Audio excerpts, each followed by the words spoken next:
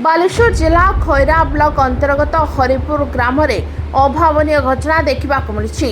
पुणी साइकेल जोगे शव बोईबा घटना देखा मिली। बालेश्वर जिले में मृत महिला शव को साइकेल जोगे परिवार लोके थाना सम्मुख को नहीं न्याय भिका कर।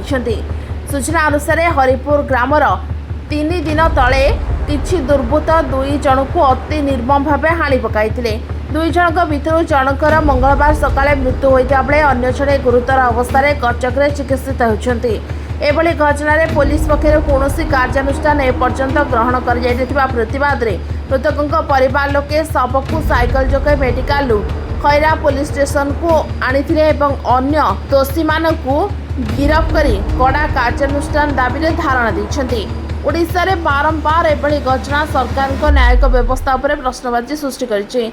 हत्या धर्षण आदि जघन्य अपराध ओडिशा रे बारंबार घटुथिबारु ओडिशा रे शासन व्यवस्था बळी उपरे जनसाधारण विश्वास रहुनथबा ए घटनारू जलजल होई देखा जाउछि।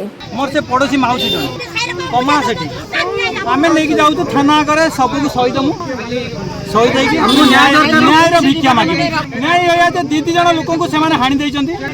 आज की 2 जन लोक को सेमाने हानि दैचंती। आज की 3 दिन हेलानी सब पचियो को आलानी ए पर्यंत कोनसी लोक अरेस्ट हो नै।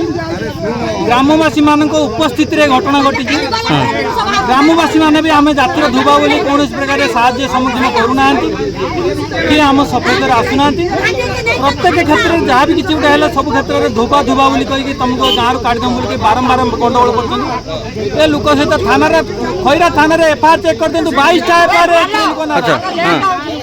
22टा एफआईआर देला भी 8 थर मुंड फटाई गुड़ भंगा से परिस्थिति में 5 वर्ष है केस चलती फल 2 जन लोक को 20 जन गाँव लोक सामने भद्रलोकी सामने से हानि पकड़ 15 खैरा थाना डेड बॉडी नहीं खैरा थाना। Bureau report OT live.